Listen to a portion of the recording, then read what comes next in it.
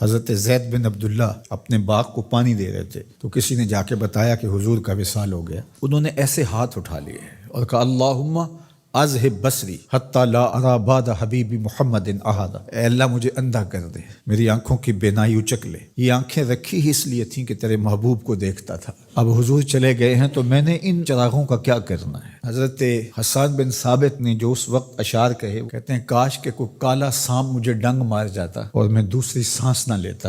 اور حضرت سیدہ فاطمہ کے جو قلب اطہر کی کیفیت تھی، سبت علیہ مصائب لو انہا سبت علی الایام سرنا لیالیا، میرے اوپر جو مصیبتیں ٹوٹ پڑی ہیں وہ اگر دنوں پہ ٹوٹ پڑتی تو وہ کالی راتیں بن جاتی۔ حضرت عمر رضی اللہ تعالی عنہ تلوار نکال کے کھڑے ہو گئے اور کہا کہ جس نے کہا نا حضور کا انتقال ہو گیا میں اس کی گردن اڑا دوں گا۔ تھوڑی دیر بعد حضور پرانی حالت کی طرف پلٹ آئیں گے۔ اب یہ کیفیت کتنی حساس تھی، ادھر منافقین نے چال چلنا شروع کر دی۔ انہوں نے کہا حضور کے دم سے ساری رونقیں تھیں، اب وہ چلے گئے تو اب کس نے نمازیں پڑھنی ہیں، اب کس نے روزے رکھنے ہیں، اب کون جہاد پہ جائے گا؟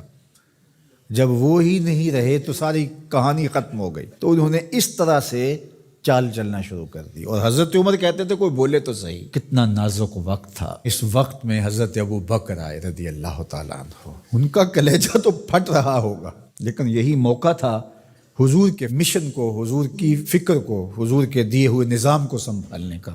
اور اپنے جذبات کو کس طرح کنٹرول کیا ہوگا، اپنے آپ کو پوری طرح سنبھال کر کے لوگوں میں آئے اور دیکھا کہ لوگ جمع ہیں اور حضرت عمر رضی اللہ تعالیٰ عنہ غصے میں تلوار لہرا رہے ہیں۔ خبردار اگر کسی نے کہا کہ حضور کا انتقال ہو گیا تو آپ ایک اونچی جگہ پہ کھڑے ہوئے، لوگوں کو متوجہ کیا۔ حضرت صدیق اکبر رضی اللہ تعالیٰ عنہ کا اس وقت کا جو خطبہ ہے، اس نے اس وقت اسلام کو سنبھالا جب منافق بڑی باریک چال چل رہے تھے۔ اب حضرت ابو بکر آئے اور کھڑے ہوئے، کہا لوگو مجھے بتاؤ تم اللہ کی عبادت کرتے تھے یا رسول اللہ کی عبادت کرتے تھے؟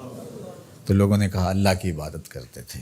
تو کہا اللہ آج بھی زندہ و موجود ہے، اللہ کل بھی زندہ و موجود تھا، وہ حی ہے لا یموت ہے۔ اللہ اکبر۔ پھر انہوں نے وہ آیت کریمہ پڑھی وما محمد الا رسول قد خلت من قبلہ الرسل، اور صحابہ فرماتے ہیں ہمیں لگا کہ جس طرح یہ نازل اسی وقت کے لیے ہوئی تھی۔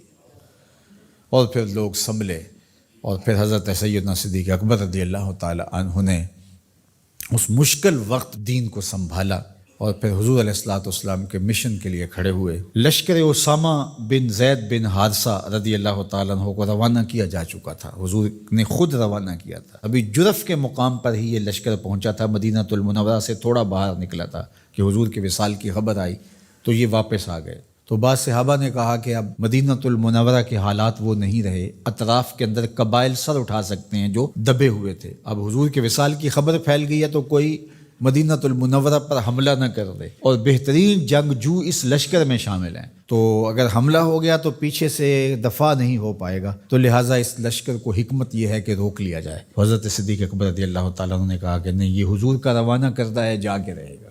بلکہ آپ نے تاریخی جملہ کہا کہ اگر مجھے یقین ہو کہ جنگلوں سے جانور آ کے ہمارے جسم کی بوٹیاں بھی نوچ کے کھا جائیں گے، یہ لشکر پھر بھی روانہ ہوگا۔ لوگوں نے حضرت عمر سے کہا کہ ضرور لشکر کو روانہ کریں، لیکن حضرت ابو بکر رضی اللہ تعالیٰ عنہ سے اتنا کہیں کہ امیر لشکر کو معزول کر کے کوئی اور قریشی سردار بزرگ اس کا امیر بنا دیا جائے۔ نوعمر لڑکا ہے، دوسرا غلام زادہ ہے، تو بڑے بڑے قریشی سردار اور جنگجو ان کی قیادت کو قبول کرنے سے انکار نہ کر دیں۔ تو وہ گئے اور جا کے کہا کہ بڑے بزرگوں کی یہ رائے ہے کہ آپ ضرور لشکر کو روانہ کر دیجئے، لیکن اتنا کیجئے کہ میرے لشکر کو تبدیل کر دیجئے۔ حضرت صدیق اکبر کے چہرے پر جلال آ گیا اور آپ نے جو جملے کہے وہ اتنے سخت تھے، ثقلت امک یبن خطاب، اے خطاب کے بیٹے تیری ماں تجھ کو روئے۔ استعملہ رسول اللہ وقد تامرنی ان اعزلہ، ان کو امیر لشکر اللہ کے رسول نے مقرر کیا ہے اور میں کون ہوتا ان کو معزول کر دوں؟ کہا لشکر جائے گا، اسامہ بن زید کی قیادت میں جائے گا، جس نے جانا ہے جائے، جس نے نہیں جانا میں کوئی پرواہ نہیں ہے، چونکہ ان کو امیر لشکر اللہ کے رسول نے مقرر کیا۔ اللہ اکبر۔ پھر جب لشکر اسامہ کو روانہ کیا حضرت صدیق اکبر نے تو حضرت اسامہ کے گھوڑے کی باک اپنے ہاتھوں سے پکڑی اور اسامہ کو اوپر سوار کیا رضی اللہ تعالیٰ عنہ کو، اور نیچے ساتھ پیدل چلے، اللہ اکبر، اور ساتھ یہ کہتے جاتے تھے اسامہ تو وہ ہے جس کو میرے رسول نے مقرر کیا ہے۔ اور پھر یہ لشکر کامیاب اور بامراد ہو کے لوٹا۔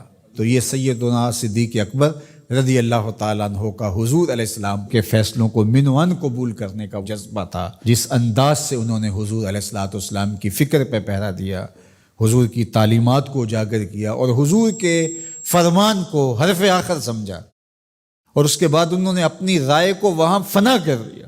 صلح حدیبیہ کا موقع آیا تو 1400 اصحاب تھے، قریش نے کہا ہم عمرہ نہیں کرنے دیں گے، تو وہاں سے ایک معاہدے کے ذریعے واپس آنا ہوا۔ تو حضرت عمر نے کہا ابو بکر ہم دب کے صلح کیوں کریں، صلح کی شرائط تو برابر کی ہونی چاہیے۔ تو حضرت ابو بکر صدیق کا صرف ایک لفظ دیکھیے، انہوں نے کہا عمر کیا یہ صلح نامہ حضور نے قبول کیا ہے؟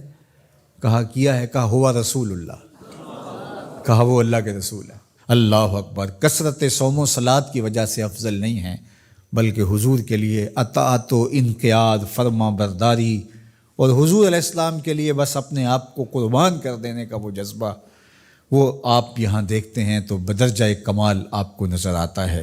فرمایا کہ میں اللہ کے علاوہ اگر کسی کو خلیل بناتا تو وہ ابو بکر کو بناتا، لیکن میرا خلیل اللہ ہے۔ اللہ اکبر، امن الناس بر مولائے ما، کلیم اول سینائے ما، ہستیو کشت ملت راچو ابر، ثانیے اسنینو غارو بدرو قبر۔ دیکھیے کہاں کہاں حضور کی قربت۔ یہ شک ہووی تے چل مدینے، جے شک ہووی تے آ تک لے جوڑ مزاراں دا بن یار نبی دیاں یار۔